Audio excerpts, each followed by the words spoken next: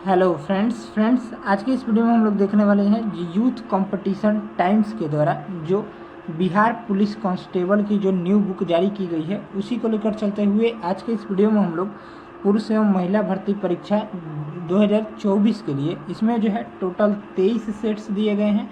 आज की इस वीडियो में हम लोग टेस्ट सीरीज नंबर यानी सेट नंबर 1 को हम लोग कवर करेंगे, ठीक है ना।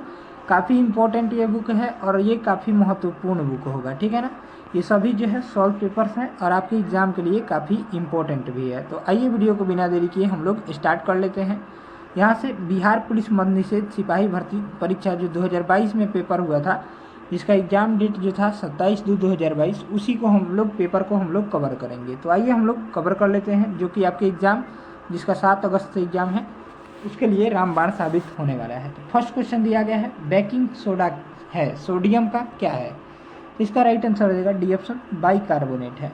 यहाँ पर इसका व्याख्या दिया गया है बेकिंग सोडा का रासायनिक नाम सोडियम बाइकार्बोनेट है। इसका रासायनिक सूत्र NaHCO3 होता है। इसे खाने वाला सोडा भी कहा जाता है। इसका उपयोग प्रति अम्लीयता कम करने के रूप में, सोडा युक्त पेय पदार्थ के रूप में, अग्निशमक के रूप में भी किया जाता है, ठीक है। यानी ऑप्शन हो जाएगा 1 का डी। चलिए अगला देखते हैं 2 नंबर प्रश्न। 2011 की जनगणना के अनुसार भारत में साक्षरता दर लगभग है। तो इसका राइट आंसर हो जाएगा डी ऑप्शन 73%। जनगणना 2011 के अनुसार भारत में साक्षरता दर लगभग 73% थी, लेकिन इसके अंतिम आंकड़ों के अनुसार भारत की साक्षरता दर 74.04% है, जिसमें पुरुष साक्षरता दर 82.14% तथा महिला साक्षरता दर 65.46% है। केरल 93.91% साक्षरता दर के साथ भारत का सबसे साक्षर राज्य है, जबकि 63.82% साक्षरता दर के साथ बिहार सबसे न्यूनतम साक्षरता वाला राज्य है, ठीक है। यानी ऑप्शन हो जाएगा 1 का डी। अगला प्रश्न देखिए, आधुनिक लोकतंत्र के रूप में जाना जाता है। ये काफ़ी इंपॉर्टेंट बुक है, तो इसका राइट आंसर हो जाएगा सी ऑप्शन प्रतिनिधित्व लोकतंत्र, ठीक है। यानी ऑप्शन हो जाएगा सी। आधुनिक लोकतंत्र के रूप में प्रतिनिधित्व लोकतंत्र को जाना जाता है। आधुनिक समय में लोकतंत्र की शुरुआत अमेरिका से हुआ। लोकतंत्र आज विश्व में सबसे लोकप्रिय शासन प्रणाली है। भारत विश्व का सबसे बड़ा लोकतांत्रिक देश है, ठीक है। यानी ऑप्शन हो जाएगा सी ऑप्शन 3 का। नेक्स्ट देखिए, अमेरिका की खोज किसने की थी। तो अमेरिका की खोज जो है वो राइट आंसर हो जाएगा यहाँ से बी ऑप्शन कोलंबस ने किया था। यानी ऑप्शन हो जाएगा यहाँ से बी राइट हो जाएगा। चलिए इसका हम लोग व्याख्या देखेंगे। यहाँ से दिया गया है अमेरिका की खोज क्रिस्टोफर कोलंबस ने 1492 में नए समुद्री मार्ग के द्वारा की थी। पुर्तगाली यात्री वास्को डी गामा ने भारत के लिए नए समुद्री मार्ग की खोज 1498 में की थी, ठीक है। मार्को पोलो यूरोपियन यात्री था जो एशिया के अनेक देशों का भ्रमण किया था। यानी ऑप्शन जो हो जाएगा यहाँ से बी ऑप्शन राइट हो जाएगा। चलिए नेक्स्ट प्रश्न दिया गया है 5 नंबर, निम्नलिखित में से कौन सा त्रिभुजों की सर्वसमता का एक प्रतिबंध नहीं है। तो इसका राइट आंसर हो जाएगा सी ऑप्शन भू को, ठीक है। त्रिभुज की सर्वसमता का प्रतिबंध निम्न है। भू होता है, भू को भू होता है, कोण भुजा और कोण होता है, ठीक है। अभिष्ट विकल्प सी भुजा कोण, जो कि है गलत दिया गया है। यानी ऑप्शन हो जाएगा सी ऑप्शन राइट हो जाएगा। चलिए अगला प्रश्न दिया गया है 6 नंबर प्रश्न, 1950 के पहले हिंद चीन में कौन से देश शामिल होते थे। तो इसका राइट आंसर हो जाएगा यहाँ से देखते हैं। इसका जो करेक्ट ऑप्शन हो जाएगा वो हो जाएगा यहाँ से 1950 के पहले हिंद चीन में कौन कौन से देश शामिल होते थे। तो ये वियतनाम हो जाएगा, कंबोडिया हो जाएगा और लाओस हो जाएगा। यानी ऑप्शन हो जाएगा ए। इसका हम लोग व्याख्या दिया गया है, इधर इसको भी यहाँ से इसका व्याख्या दिया गया है। वर्ष 1950 के पहले हिंद चीन में वियतनाम, कंबोडिया और लाओस देश शामिल होते थे। वर्ष 1887 ईस्वी में फ्रांस ने हिंद चीन क्षेत्र पर कब्जा कर लिया था। फ्रांसीसी उपनिवेशों का आधिकारिक नाम हिंद चीन संघ था। चलिए नेक्स्ट देखिए, फिल इन द ब्लैंक्स करना है। Neither the boys not the teacher ... present. तो इसका राइट आंसर हो जाएगा ए ऑप्शन इज, ठीक है। चलिए नेक्स्ट सवाल दिया गया है यहाँ से अगला प्रश्न 8 नंबर सवाल, चुंबकत्व पर आधारित चिकित्सीय तकनीक है। तो इसका राइट आंसर हो जाएगा बी ऑप्शन MRI है, ठीक है। यहाँ पर इसका व्याख्या दिया गया है, चुंबकत्व पर आधारित चिकित्सीय तकनीक MRI है। MRI का विस्तृत रूप मैग्नेटिक रिसोनेंस इमेजिंग होता है। इसका उपयोग शरीर के अंगों का चित्र प्राप्त करने हेतु किया जाता है, यानी ऑप्शन हो जाएगा बी। नेक्स्ट देखिए, राजनीतिक दल आवश्यक है, तो राजनीतिक दल जो है राइट आंसर हो जाएगा बी ऑप्शन, लोकतंत्र में आवश्यक है, यानी ऑप्शन हो जाएगा बी। इसका व्याख्या दिया गया है, लोकतंत्र में जनप्रतिनिधियों का चुनाव राजनीतिक दलों से होता है, इसलिए राजनीतिक दलों का लोकतंत्र में होना अनिवार्य है। लोकतंत्र में सत्ता दल और विपक्षी दल दोनों का होना जरूरी है, यानी ऑप्शन हो जाएगा यहाँ से बी ऑप्शन करेक्ट हो जाएगा। नेक्स्ट देखिए 10 नंबर प्रश्न, निम्नलिखित में से कौन सा एक प्राकृतिक परितंत्र नहीं है, तो इसका राइट आंसर हो जाएगा डी ऑप्शन, बगीचा। ठीक है, परितंत्र दो प्रकार के कारकों से बनता है, प्राकृतिक परितंत्र तथा कृत्रिम परितंत्र। प्राकृतिक परितंत्र प्रकृति द्वारा प्रदत्त होते हैं तथा कृत्रिम परितंत्र मानव द्वारा निर्मित होते हैं। ठीक है, बगीचा मानव निर्मित परितंत्र है, यानी ऑप्शन हो जाएगा यहाँ से डी ऑप्शन राइट हो जाएगा। ठीक है, चलिए अगला देखिए, यहाँ से दिया गया है, किस राज्य की क्रिकेट टीम ने 2021-22 में विजय हजारे ट्रॉफी का खिताब जीता था? इसका राइट आंसर हो जाएगा डी ऑप्शन, हिमाचल प्रदेश राज्य की टीम ने। हिमाचल प्रदेश ने जयपुर के सवाई मानसिंह स्टेडियम में खेले गए फाइनल में तमिलनाडु को 11 रन वेजिडी मेथड से हराकर अपना पहला विजय हजारे ट्रॉफी 2021-22 जीता। 2022-23 का विजय हजारे ट्रॉफी का खिताब सौराष्ट्र ने महाराष्ट्र को हराकर जीता था। ठीक है, यानी ऑप्शन हो जाएगा यहाँ से डी ऑप्शन राइट हो जाएगा। नेक्स्ट देखिए, यहाँ से जो अगला सवाल है वो इंग्लिश का है, फिल इन द ब्लैंक्स करना है। यहाँ पर correct word if he dot we would go. ठीक है, तो इसका राइट आंसर हो जाएगा D option came, if he came we would go, यानी ऑप्शन हो जाएगा डी ऑप्शन करेक्ट हो जाएगा। चलिए अगला सवाल है, choose the option that is closest in meaning to given word. Protest का क्या हो जाएगा, तो डी ऑप्शन टू ऑब्जेक्ट हो जाएगा। प्रोटेस्ट मतलब विरोध करना होता है और इसका समानार्थी शब्द टू ऑब्जेक्ट यानी ऐतराज या आपत्ति करना हो जाएगा। ठीक है, यानी ऑप्शन हो जाएगा डी। नेक्स्ट देखिए, प्रतिष्ठित लोकमान्य तिलक राष्ट्रीय पुरस्कार 2021 से किसे सम्मानित किया गया है? तो इसका राइट आंसर हो जाएगा बी ऑप्शन, साइरस एस पूनावाला को जो है वो सम्मानित किया गया है, यानी ऑप्शन हो जाएगा बी। यहाँ पर इसका व्याख्या दिया गया है, प्रतिष्ठित लोकमान्य तिलक राष्ट्रीय पुरस्कार 2021 से साइरस एस पूनावाला को सम्मानित किया गया था। उनको यह पुरस्कार कोविशील्ड वैक्सीन का निर्माण कर कोविड-19 के दौरान महत्वपूर्ण सेवा हेतु प्रदान किया गया। इस पुरस्कार की शुरुआत वर्ष 1983 से हुई थी। ठीक है, नेक्स्ट देखिए, विद्युत बल्ब का तंतु बना होता है, तो विद्युत बल्ब का तंतु जो है वो टंगस्टन का बना होता है, यानी ऑप्शन हो जाएगा बी। यहाँ से इसका व्याख्या देख लेते हैं, तो विद्युत बल्ब का तंतु या फिलामेंट जो है टंगस्टन धातु का बना होता है। विद्युत बल्ब का आविष्कार थॉमस अल्वा एडिसन ने किया था, इसको भी ध्यान में रखिएगा। विद्युत बल्ब जो है वो विद्युत ऊर्जा को प्रकाश तथा ऊष्मा ऊर्जा में परिवर्तित करता है, काफ़ी इंपॉर्टेंट है। नेक्स्ट देखेंगे 16 नंबर, यहाँ से दिया गया है, चक्रवृद्धि ब्याज की दर प्रति वर्ष 1250 रुपये है, 2 वर्षों में RS 1800 हो जाएगा।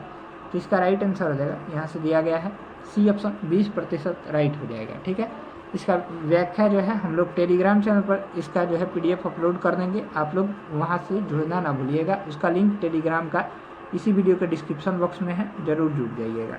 चलिए नेक्स्ट प्रश्न जो है मैथ का ही है, तो इसका जो राइट आंसर हो जाएगा 350 रुपये हो जाएगा। ठीक है, चलिए अगला देखिए 18 नंबर प्रश्न, तारापुर केंद्र है, तो तारापुर जो है राइट आंसर हो जाएगा आणविक शक्ति का केंद्र है। ठीक है, यहाँ से इसका व्याख्या दिया गया है, तारापुर आणविक शक्ति केंद्र की स्थापना महाराष्ट्र में तारापुर नामक स्थान पर 28 अक्टूबर 1969 में किया गया था।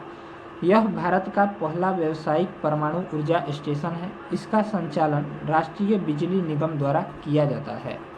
नेक्स्ट देखिए, लीलाधर जगूड़ी द्वारा रचित कविता है, तो इसका राइट आंसर हो जाएगा सी ऑप्शन, मेरा ईश्वर। ठीक है, इसका व्याख्या देख लेते हैं, तो लीलाधर जगूड़ी द्वारा रचित कविता मेरा ईश्वर है। इसकी अन्य रचनाएं शंखमुखी, शिखरों पर, नाटक जारी है, रात अब भी मौजूद है, महाकाव्य के बिना, ईश्वर की अध्यक्षता में आदि है। पूरा हिंदुस्तान मिलेगा, कविता की रचना केदारनाथ अग्रवाल, ये कविता के रचनाकार केदारनाथ अग्रवाल तथा छाया मत छूना, इसके रचनाकार जो हैं गिरजा कुमार माथुर ने की थी। ठीक है, याद रखिएगा। यानी ऑप्शन हो जाएगा इसका सी ऑप्शन, मेरा ईश्वर। चलिए अगला प्रश्न दिया गया है, किसी त्रिभुज में यदि एक कोण शेष दोनों कोणों के योग के बराबर है तो त्रिभुज अवश्य है। इसका राइट आंसर हो जाएगा बी ऑप्शन, समकोण त्रिभुज है। समकोण त्रिभुज में एक कोण शेष दोनों कोणों के योग के बराबर होता है, ठीक है, याद रखिएगा। नेक्स्ट देखिए 21 नंबर प्रश्न यहाँ से दिया गया है, भारतीय सशस्त्र बलों के पहले चीफ ऑफ डिफेंस स्टाफ कौन थे। यहाँ से इसका आंसर दिया गया, इसका जो राइट आंसर हो जाएगा वो हो जाएगा, यहाँ से देखते हैं B option, general Bipin Rawat है। भारतीय सशस्त्र बलों के पहले चीफ ऑफ डिफेंस स्टाफ यानी पहले सीडीएस जो थे वो जनरल बिपिन रावत थे, जिनकी जो है अब मृत्यु हो चुकी है, ठीक है। इसका हम लोग व्याख्या देखेंगे, यहाँ पर दिया गया है बी नंबर। 24 सितंबर 2019 को भारत की सुरक्षा मामलों की मंत्रिमंडलीय समिति ने chief of defence staff CDS पद का सृजन किया। भारतीय सशस्त्र बलों के पहले CDS chief of defence staff जिसको बोलते हैं जनरल बिपिन रावत थे। 8 दिसंबर 2021 को हेलीकॉप्टर दुर्घटना में इनकी मृत्यु हो गई, ठीक है। वर्तमान में लेफ्टिनेंट जनरल अनिल चौहान जो है वो वर्तमान में भारत की सुरक्षा के सीडीएस हैं, ठीक है। चलिए अगला देखिए, फणीश्वर नाथ रेणु द्वारा रचित कहानी है, तो इसका राइट आंसर हो जाएगा यहाँ से बी ऑप्शन, लाल पान की बेगम, ठीक है, बी ऑप्शन। फणीश्वर नाथ रेणु हिंदी भाषा के साहित्यकार थे। इन्होंने अपना पहला उपन्यास मैला आंचल लिखा जिसे बहुत ख्याति मिली थी। इसके लिए इन्हें पद्मश्री पुरस्कार से सम्मानित किया गया था। इनके द्वारा रचित कहानी लाल पान की बेगम है। इनकी अन्य रचनाएं परती, परिकथा, जुलूस, कितने चौराहे, कलंक, मुक्ति आदि है, ठीक है। चलिए नेक्स्ट सवाल दिया गया है यहाँ से 23 नंबर प्रश्न, संयुक्त राष्ट्र संघ का मुख्यालय जो है या सचिवालय कहाँ है। इसका राइट आंसर हो जाएगा यहाँ से बी ऑप्शन, न्यूयॉर्क में है, ठीक। संयुक्त राष्ट्र संघ की स्थापना 24 अक्टूबर 1945 ईस्वी को हुई थी। इसका मुख्यालय न्यूयॉर्क में स्थित है। इसके स्थापना के समय इसमें 51 सदस्य देश थे। वर्तमान में इसमें 193 सदस्य देश हैं। अक्टूबर 1945 को भारत यूएनओ का सदस्य बना, ये भी याद रखिएगा। नेक्स्ट जो है वो मैथ का प्रश्न है, तो इसका राइट आंसर हो जाएगा सी। इसका व्याख्या हमारे टेलीग्राम चैनल पर मिलेगा। टेलीग्राम चैनल का लिंक इसी वीडियो का डिस्क्रिप्शन बॉक्स में है। चलिए अगला दिया गया है, हीमोग्लोबिन वर्णक पाया जाता है, तो इसका राइट आंसर हो जाएगा ए ऑप्शन, आरबीसी में पाया जाता है। हीमोग्लोबिन एक प्रकार का प्रोटीन है जो लाल रक्त कोशिकाओं यानी आरबीसी जिसको बोलते हैं में पाया जाता है। हीमोग्लोबिन की कमी होने से शरीर में खून की मात्रा की कमी हो जाती है। हीमोग्लोबिन ऑक्सीजन का वाहक होता है। इसका जीवन काल जो है 120 दिन का होता है, ठीक है, इसको भी याद रखिएगा। चलिए अगला प्रश्न दिया गया है, ये इंग्लिश का है। करेक्ट प्रीपोजिशन चूज करना है। Is the rule applicable dot all of its, तो इसका राइट आंसर हो जाएगा C option, is the rule applicable to all of its, ठीक है। चलिए अगला दिया गया है यहाँ से अगला प्रश्न 27 नंबर, परागकणों का एक पुष्प से दूसरे तक स्थानांतरण किस माध्यम के द्वारा होता है। इसका राइट आंसर हो जाएगा डी ऑप्शन, ये सभी के माध्यम से, वायु के द्वारा, जल के द्वारा और कीटों के द्वारा, इनमें से सभी द्वारा। चलिए इसका व्याख्या देखिए, यहाँ से दिया गया है, परागकणों का एक पुष्प से दूसरे पुष्प तक स्थानांतरण वायु, जल, कीट आदि माध्यम के द्वारा होता है। किसी पौधे के पुष्प के पुंकेसर से परागकणों का उसी पौधे के पुष्प या दूसरे पौधों के पुष्प के वर्तिकाग्र पर पहुंचना जो है परागण कहलाता है, ठीक है। चलिए अगला दिया गया है 28 नंबर प्रश्न, एक विद्युत जनित्र बदलता है, तो विद्युत जनित्र जो है यांत्रिक ऊर्जा को विद्युत ऊर्जा में बदलता है, ठीक है। कुछ उपकरण दिए गए हैं और ऊर्जा रूपांतरण करना, ठीक है, जो इम्पोर्टेंट है आपके एग्जाम के लिए, ये प्रश्न आएंगे। विद्युत जनित्र जो है यांत्रिक ऊर्जा को विद्युत ऊर्जा में परिवर्तित करता है। विद्युत सोलर सेल जो है सौर ऊर्जा को विद्युत ऊर्जा में परिवर्तित करता है। डायनेमो जो है यांत्रिक ऊर्जा को विद्युत ऊर्जा में, माइक्रोफोन ध्वनि ऊर्जा को विद्युत ऊर्जा में, लाउड स्पीकर यहाँ से विद्युत ऊर्जा को ध्वनि ऊर्जा में, ठीक है। चलिए अगला दिया गया है, डी.आई. मेंडलीव का श्रेय दिया जाता है, तो इसका राइट आंसर हो जाएगा सी ऑप्शन, तत्वों के आवर्त सारणी के लिए, ठीक है। इसका हम लोग व्याख्या देखेंगे, तो डी.आई. मेंडलीव को तत्वों की आवर्त सारणी के निर्माण का श्रेय दिया जाता है। मेंडलीव के आवर्त नियम के अनुसार तत्वों के भौतिक व रासायनिक गुण उनके परमाणु भारों के आवर्ती फलन होते हैं, ठीक है। नेक्स्ट दिया गया है, choose the correct form the passive voice, ठीक। तो ही स्पीक्स हिंदी, तो इसका राइट आंसर हो जाएगा C option, Hindi is spoken by him. ठीक, चलिए अगला प्रश्न दिया गया है, यहाँ से देखेंगे हम लोग 31 नंबर। वर्तमान बिहार विधान परिषद के अध्यक्ष हैं, तो इसका राइट आंसर हो जाएगा बी ऑप्शन, अवधेश नारायण सिंह। प्रश्नकाल के समय विधान यानी जब ये प्रश्न पूछा गया था उस समय बिहार विधान परिषद के अध्यक्ष जो थे अवध नारायण सिंह थे। बिहार विधान परिषद के वर्तमान यानी 2024 सभापति देवेश चंद्र ठाकुर हैं। बिहार विधान परिषद के प्रथम सभापति राजीव रंजन प्रसाद थे। ठीक है, याद रखिएगा। अगला प्रश्न है, अनुवांशिकी का जनक जो है किन्हें कहा जाता है, तो अनुवांशिकी का जनक जो है बी ऑप्शन, जीजे मेंडल यानी ग्रेगर जॉन मेंडल को कहा जाता है। ठीक है, अनुवांशिकी का जनक जीजे मेंडल यानी ग्रेगर जॉन मेंडल को कहा जाता है। एक पीढ़ी से दूसरी पीढ़ी में जीवों के मूल गुणों का संचरण अनुवांशिकी कहलाता है। ग्रेगर जॉन मेंडल ने मटर के पौधे का प्रयोग किया था। ठीक है, अपने प्रयोग में।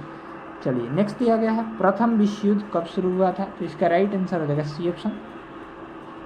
यहाँ से जो राइट आंसर हो जाएगा सी ऑप्शन नहीं होगा, इसका राइट आंसर हो जाएगा बी, 1914 में शुरू हुआ था और 1918 में खत्म हुआ था। ठीक है, यहाँ पर बी ऑप्शन कर लीजिएगा, गलती से दिया गया है।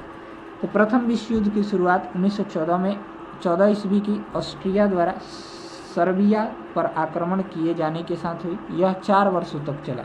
इसमें 37 देशों ने भाग लिया। प्रथम विश्व युद्ध का तत्कालिक कारण जो था, ऑस्ट्रिया के राजकुमार आर्क ड्यूक फर्डिनेंड की बेस्निया की राजधानी सिरोजेवा में 28 जून 1914 को की गई हत्या थी। ठीक है, यानी ऑप्शन हो जाएगा बी।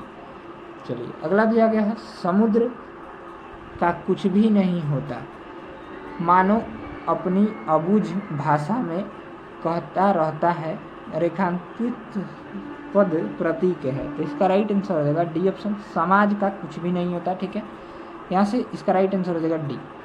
चलिए अगला दिया गया है, यहाँ से खाद्य सुरक्षा का तात्पर्य है, तो इसका राइट आंसर हो जाएगा डी, इनमें से सभी, खाद्य उपलब्धता से, खाद्य की पहुंच से और खाद्य की सामर्थ्य से। चलिए इसका हम लोग व्याख्या देखेंगे। खाद्य सुरक्षा से तात्पर्य, इसका राइट आंसर हो जाएगा इनमें से सभी।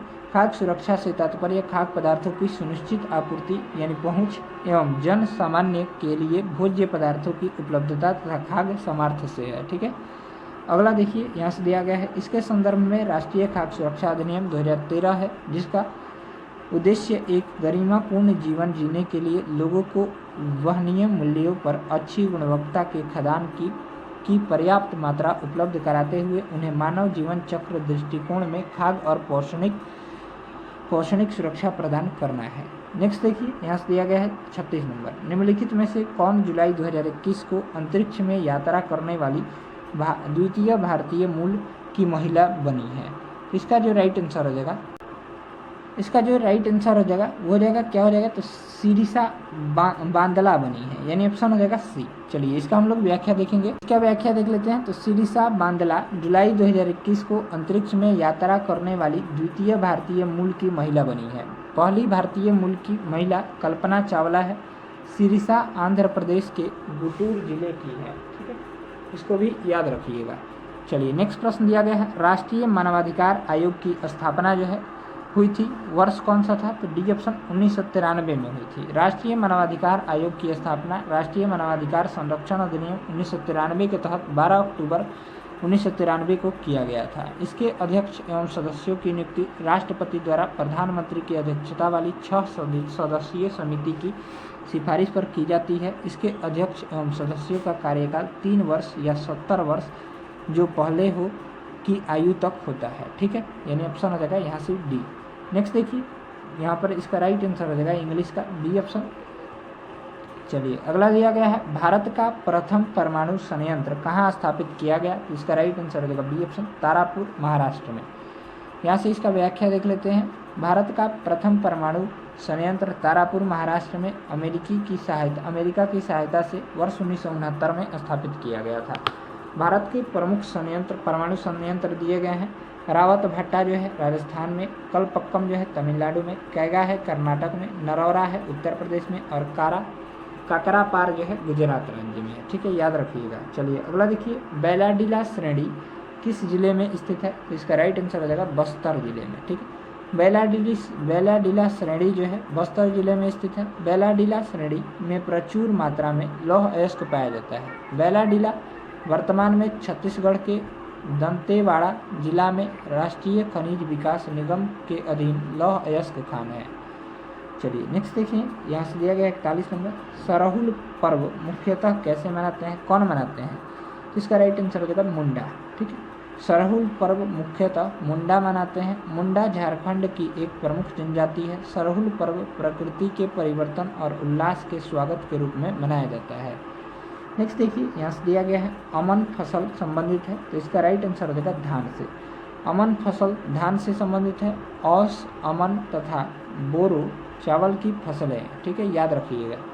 चलिए यहाँ से अगला प्रश्न दिया गया है, स्वयं सहायता समूह में ऋण संबंधी अधिकांश निर्णय लिए जाते हैं किस सदस्यों के द्वारा लिए जाते हैं? ठीक है, स्वयं सहायता समूह में ऋण संबंधित अधिकांश निर्णय सदस्यों के द्वारा लिए जाते हैं। स्वयं सहायता समूह SHG कुछ ऐसे लोगों का एक अनधिकृत संघ होता है जो आपके रहन सहन की शिक्षा में सुधार करने के लिए स्वेच्छा से एक साथ आते हैं। ठीक है, यानी ऑप्शन हो जाएगा यहाँ से बी ऑप्शन राइट हो जाएगा। नेक्स्ट देखिए, यहाँ से दिया गया है किस विकल्प में सही विलोम युग्म है? तो इसका राइट आंसर हो जाएगा डी ऑप्शन, गौरव का लाघव हो जाएगा। ठीक है, आदर अनादर का हो जाएगा, आदर हो जाएगा, अनूठा का सामान्य हो जाएगा और गौरव का लाघव हो जाएगा। ठीक है, याद रखिएगा, यानी ऑप्शन हो जाएगा डी। नेक्स्ट देखिए, पृथ्वी की कुल सतह लगभग जो पानी से ढका हुआ है, तो राइट आंसर हो जाएगा 75%। ठीक है, पृथ्वी की कुल सतह का लगभग 75% हिस्सा जो है पानी से ढका हुआ है। वास्तविक रूप से पृथ्वी की कुल सतह का लगभग 71% भूभाग पर जल है। उत्तरी गोलार्ध पर 61% और दक्षिणी गोलार्ध पर 81% भाग महासागरों से ढका है। चलिए अगला देखिए, यहाँ 46 नंबर प्रश्न, एक कहानी यह भी रचना है, तो इसका राइट आंसर हो जाएगा सी ऑप्शन, मुन्नू भंडारी का। ठीक, एक कहानी यह भी मुन्नू भंडारी की रचना है। मुन्नू भंडारी की अन्य रचनाएं एक प्लेट सैलाब, मैं हार गई, यही सच है, तीन निगाहों की एक तस्वीर आदि है। ठीक है, चलिए इसका जो राइट आंसर हो जाएगा मैथ का राइट आंसर हो जाएगा सी। इसका व्याख्या हमारे टेलीग्राम चैनल पर मिलेगा, इसका PDF भी। चलिए अगला दिया गया है, यहाँ से अगला सवाल दिया गया है, इसका जो करेक्ट ऑप्शन हो जाएगा बी ऑप्शन, 15 मीटर हो जाएगा। चलिए अगला दिया गया है 49 नंबर, कौन भौतिक पूंजी का उदाहरण नहीं है? तो राइट आंसर हो जाएगा डी ऑप्शन, शिक्षा व प्रशिक्षण। भौतिक पूंजी एक प्रकार की संपत्ति है जिसका उपयोग उत्पादन या निर्माण प्रक्रिया में किया जाता है, जो किसी व्यवसाय को उपभोक्ताओं को बिक्री के लिए सामान और सेवाएं बनाने की अनुमति देता है। भौतिक पूंजी में यंत्र व मशीनें, भवन तथा कच्चा माल को शामिल किया जाता है, जबकि शिक्षा व प्रशिक्षण भौतिक पूंजी का उदाहरण नहीं है। ठीक है, मेरे ऑप्शन हो जाएगा यहाँ से डी ऑप्शन राइट हो जाएगा। नेक्स्ट देखिए, असमतापी जंतु जिनका हृदय द्विकक्षीय होता है कौन सा है? तो इसका राइट आंसर हो जाएगा ए ऑप्शन, शार्क है। ठीक है, असमतापी जंतु शार्क का हृदय द्विकक्षीय होता है। ऐसे जीव जिनके शरीर का तापमान पर्यावरण के तापमान के साथ साथ घटता बढ़ता रहता है असमतापी जंतु कहलाते हैं। ठीक है, जैसे सरीसृप, उभयचर, मछलियाँ आदि।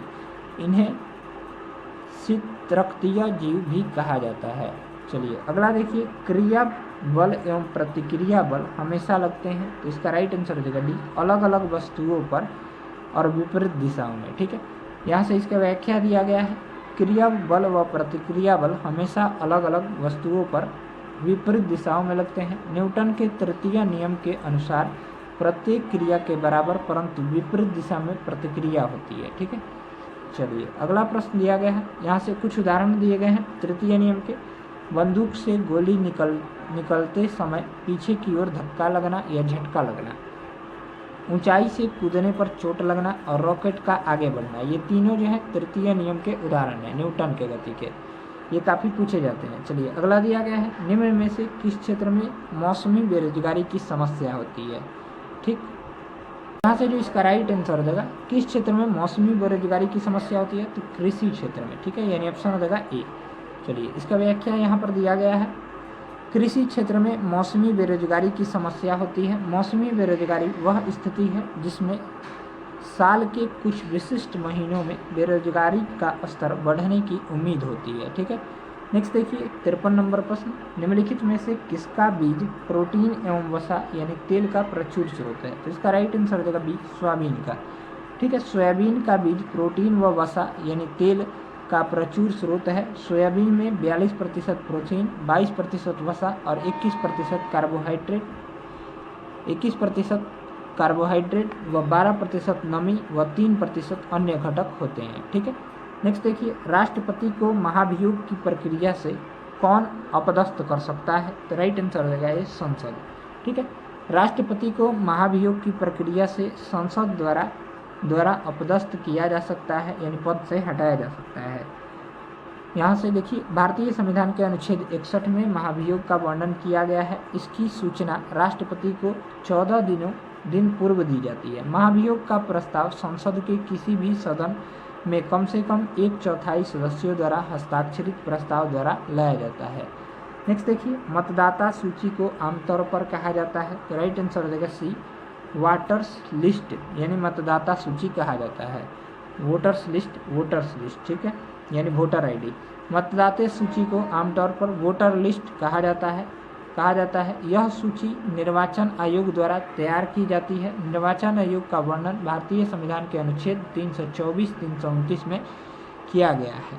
ठीक, चलिए नेक्स्ट देखिए, राज्यसभा का सभापति अपना त्याग पत्र जो है वो संबोधित करता है। तो इसका राइट आंसर देगा ये ऑप्शन, राष्ट्रपति को। उपराष्ट्रपति राज्यसभा का पदेन सभापति होता है। वह अपना त्यागपत्र राष्ट्रपति को संबोधित या स्वच्छाक्षरित लेख द्वारा कर सकता है। ठीक है, संविधान में उपराष्ट्रपति से संबंधित प्रावधान अमेरिका के संविधान से लिया गया है। यह राज्यसभा का सदस्य नहीं होता है। ठीक, अतः इसे मत देने का अधिकार नहीं है, किंतु सभापति के रूप में निर्णायक मत देने के अधिकार उसे प्राप्त है। ठीक है, नेक्स्ट देखिए 57 नंबर, निम्नलिखित में से कौन दक्षिण अफ्रीका के रंगभेद आंदोलन से संबंधित है? इसका राइट आंसर देगा नेल्सन मंडेला। ठीक, दक्षिण अफ्रीका के पूर्व राष्ट्रपति नेल्सन मंडेला दक्षिण अफ्रीका के रंगभेद आंदोलन से संबंधित है। दक्षिण अफ्रीका में रंगभेद को समाप्त करने में इन्होंने महत्वपूर्ण भूमिका निभाई। इन्हें अफ्रीका का गांधी कहा जाता है। चलिए अगला प्रश्न दिया गया है, यहाँ से जो इसका राइट आंसर देगा डी ऑप्शन 1/2 आ जाएगा। ठीक है, चलिए अगला दिया गया है, पंडित बिरजू महाराज का संबंध किस शास्त्रीय नृत्य से है? राइट आंसर देगा बी ऑप्शन, कथक से। पंडित बिरजू महाराज का संबंध कथक शास्त्रीय नृत्य से है। इनकी मृत्यु 22 जनवरी 2022 को हो गई। कथक से संबंधित अन्य कलाकार लच्छू महाराज, सुखदेव महाराज, सीतारा देवी, गोपी कृष्ण, शोभना नारायण आदि हैं। ठीक है, याद रखिएगा। नेक्स्ट देखिए, एक कंपनी जो एक से अधिक देशों में उत्पादन का स्वामित्व रखती है या नियंत्रण करती है, यह कहलाती है। तो इसका जो राइट आंसर हो जाएगा सी ऑप्शन, बहुराष्ट्रीय कंपनी कहलाती है। ठीक, एक कंपनी जो एक से अधिक देशों में उत्पादन का स्वामित्व रखती है या नियंत्रण करती है, बहुराष्ट्रीय कंपनी कहलाती है। यानी ऑप्शन हो जाएगा सी। नेक्स्ट देखिए, कौन से समूह के सभी शब्द कमल के पर्यायवाची हैं? तो इसका राइट आंसर हो जाएगा सी ऑप्शन, सरोज, पंकज और अरविंद। कमल के पर्यायवाची शब्द जलज, पंकज, वारिज, सरोज, शतदल, अरविंद आदि हैं। ठीक है, याद रखिएगा, यानी ऑप्शन हो जाएगा सी। चलिए अगला दिया गया है, ये मैथ का है, इसका राइट आंसर हो जाएगा सी, 54। नेक्स्ट प्रश्न देखिए, दाल का बहुवचन है। तो दाल शब्द का बहुवचन दालें हो जाएगा। ठीक है, दाल का बहुवचन दालें हैं। अकारांत स्त्रीलिंग शब्दों का बहुवचन संज्ञाओं के अंतिम अ को ए में बदलकर एक वचन से बहुवचन बनाया जाता है। ठीक है, चलिए नेक्स्ट प्रश्न दिया गया। अगला सवाल यहाँ से दिया गया है, देशों के बीच विकास की तुलना करने हेतु उपयोगी मापक है। तो राइट आंसर हो जाएगा प्रति व्यक्ति आय। देशों के बीच विकास की तुलना करने हेतु उपयोगी मापक प्रति व्यक्ति आय है। प्रति व्यक्ति आय किसी देश का औसत आय या प्रति व्यक्ति होता है। भारत में सर्वाधिक प्रति व्यक्ति आय गोवा राज्य की है। ठीक है, याद रखिएगा। नेक्स्ट देखिए, हड़प्पा के किस स्थल में जलाशय के प्रमाण मिले हैं? तो राइट आंसर हो जाएगा धौलावीरा से। हड़प्पा के धौलावीरा स्थल से जलाशय के प्रमाण मिले हैं। धौलावीरा गुजरात राज्य के कच्छ जिले में लूनी नदी के किनारे स्थित है। इसका उत्खनन कार्य जेपी जोशी तथा रविंद्र सिंह बिष्ट द्वारा कराया गया था। यानी ऑप्शन हो जाएगा बी। नेक्स्ट देखिए, आरबीआई के वर्तमान गवर्नर कौन है? तो सी ऑप्शन, भारतीय रिजर्व बैंक। यहाँ से शक्तिकांत दास हो जाएगा। भारतीय रिजर्व बैंक के वर्तमान गवर्नर शक्तिकांत दास हैं। आरबीआई की स्थापना 1 अप्रैल 1935 को 5 करोड़ की अधिकृत पूंजी से हुई थी। इसका राष्ट्रीयकरण 1 जनवरी 1949 को किया गया। इसके प्रथम गवर्नर जो है ऑसबर्न स्मिथ थे तथा इसका मुख्यालय मुंबई में स्थित है। ठीक है, इसका जो राइट आंसर हो जाएगा 67 का मैथ का है बी ऑप्शन। चलिए अगला दिया गया है 68 नंबर, निम्नलिखित में से कौन सी नदी मुहाना एस्चुअरी बनाती है? तो राइट आंसर हो जाएगा नर्मदा नदी। नर्मदा नदी मुहाना यानी एस्चुअरी बनाती है। इसका उद्गम विंध्याचल पर्वत श्रेणियों में स्थित अमरकंटक नामक स्थान से होता है तथा इसका मुहाना खंबात की खाड़ी में स्थित है। ठीक है, याद रखिएगा। नेक्स्ट देखिए, भारत के संप्रभु कौन है? तो राइट आंसर हो जाएगा सी ऑप्शन, भारत के लोग। भारत के संप्रभु भारत के लोग हैं। सभी स्रोत का आधार भारत का संविधान है। संप्रभु का अर्थ नभ, जल और स्थल पर अपने क्षेत्राधिकार में अधिकार हो। चलिए अगला दिया गया है, बिहार दिवस मनाया जाता है। बिहार दिवस जो है 22 मार्च को मनाया जाता है। ठीक है, याद रखिए। यहाँ से दिया गया है इसका व्याख्या, बिहार दिवस 22 मार्च को मनाया जाता है। 22 मार्च 1912 वर्ष 1912 में अंग्रेजों ने बिहार को बंगाल से पृथक करके नए राज्य का गठन किया था। वर्ष 2023 में बिहार दिवस की थीम जो थी युवा शक्ति की प्रगति थी। ठीक है, याद रखिएगा, इम्पोर्टेंट है। नेक्स्ट देखिए 71 नंबर, निम्न में से उपार्जित लक्षण है। तो राइट आंसर हो जाएगा सी, शरीर का वजन। शरीर का वजन उपार्जित लक्षण के अंतर्गत आता है। लैमार्क के अनुसार जनकों के उपार्जित लक्षण संततियों से संप्रेषित होते हैं। उपार्जित लक्षण आजीवन विकसित होते रहते हैं, यानी जो बढ़ते हैं। ठीक है, याद रखिएगा। नेक्स्ट जो है इंग्लिश का है, राइट आंसर हो जाएगा डी। चलिए अगला दिया गया है, तृतीयक क्षेत्र में सम्मिलित गतिविधि नहीं है। तो इसका राइट आंसर हो जाएगा डी, पशुपालन। पशुपालन तृतीयक क्षेत्र के अंतर्गत नहीं आता है, यह प्राथमिक क्षेत्र के अंतर्गत आता है। प्राथमिक क्षेत्र में कौन कौन से आते हैं? तो कृषि आती है, वानिकी आती है, मछली पकड़ना और खनन आता है। द्वितीय क्षेत्र में विद्युत उपकरण का निर्माण, खाद्य निर्माण, कपड़ा उत्पादन और हस्तशिल्प और उद्योग निर्माण। ठीक है, तृतीय क्षेत्र में परिवहन, संचार, बैंक सेवा और व्यापार आदि आते हैं। नेक्स्ट देखिए 74 नंबर, 100 साल पहले किस देश में नाजी पार्टी स्थापित हुई थी? तो राइट आंसर हो जाएगा जर्मनी में। 100 साल पहले जर्मनी में नाजी पार्टी स्थापित हुई थी। नाजी पार्टी की स्थापना 1919 में एन ड्रेक्सलर ने म्यूनिख में जर्मन वर्क्स पार्टी के नाम से किया था। नेक्स्ट देखिए, भारत में सर्वाधिक क्षेत्र में फैले हुए वन है। तो राइट आंसर हो जाएगा ये, उष्णकटिबंधीय पर्णपाती वन है, यानी ऑप्शन हो जाएगा ए। भारत में सर्वाधिक क्षेत्र में फैले हुए वन उष्णकटिबंधीय पर्णपाती वन है। इन्हें मानसून वन भी कहा जाता है। इन वनों में चंदन, शीशम, महुआ, साल, टीक, आंवला, बांस आदि के वृक्ष पाए जाते हैं। ठीक है, चलिए नेक्स्ट प्रश्न दिया गया है 76 नंबर। तो इसका राइट आंसर हो जाएगा ए ऑप्शन, वाराणसी हो जाएगा। चलिए अगला प्रश्न, यहाँ से जो है अगला 77 नंबर सवाल दिया गया है, सुंदरी वृक्ष में पाए जाते हैं। तो बी ऑप्शन राइट हो जाएगा, मैंग्रोव वन।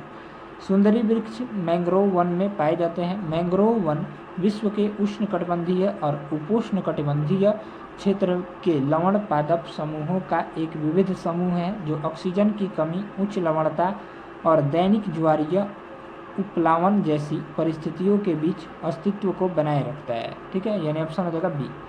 नेक्स्ट देखिए, बादल या कोहरा किस कोलाइडी निकाय का उदाहरण है? तो राइट आंसर हो जाएगा सी ऑप्शन, द्रव गैस में परिक्षिप्त।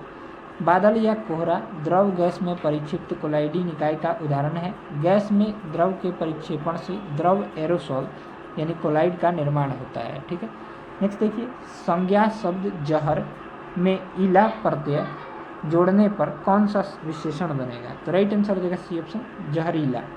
संज्ञा शब्द जहर में इला प्रत्यय जोड़ने से जहर प्लस इला जहरीला बन जाएगा। ठीक है, चलिए अगला दिया गया है, भारत में बजट निर्माण का कार्य किया जाता है। तो राइट आंसर हो जाएगा ए ऑप्शन, वित्त मंत्रालय द्वारा।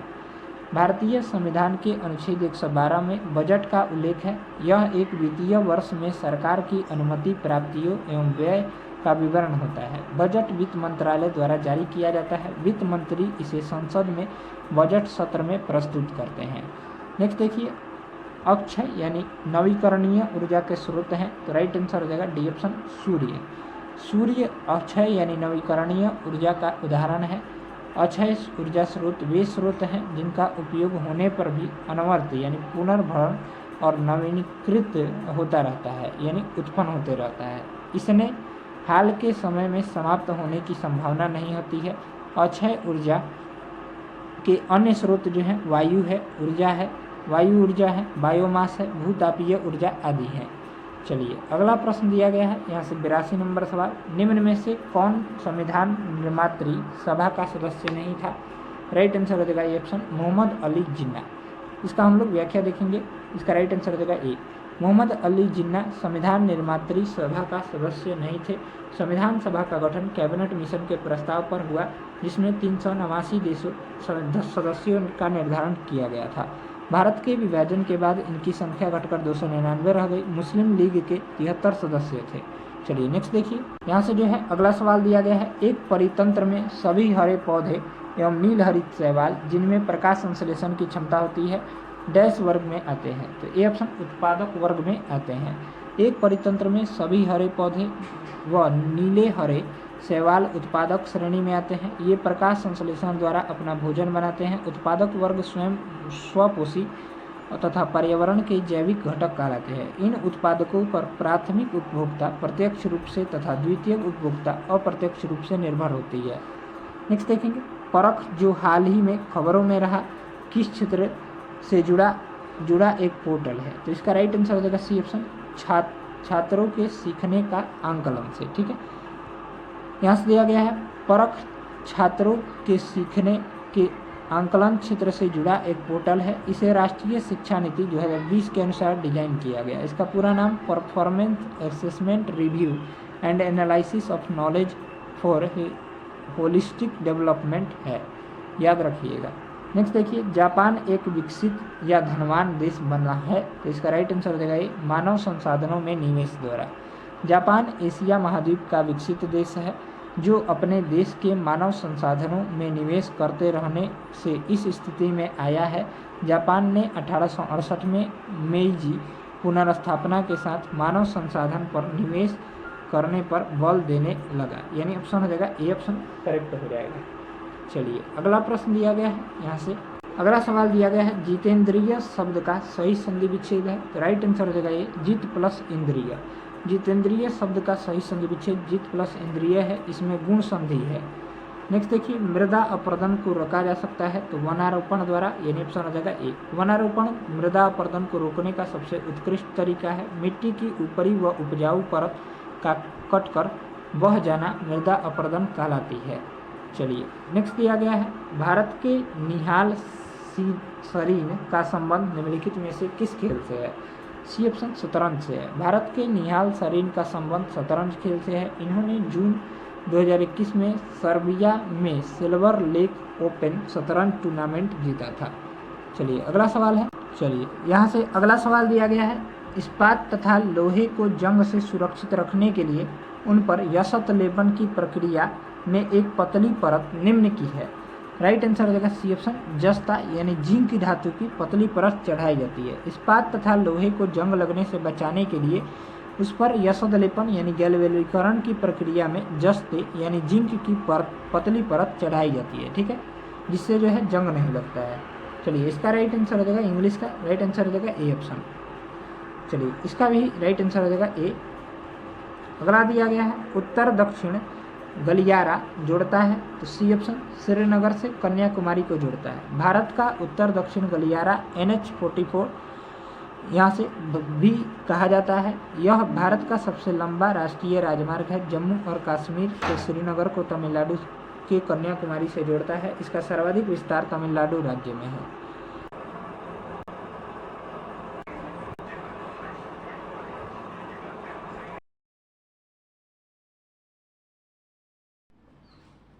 अगला सवाल है यहाँ से, मानव पूंजी मानव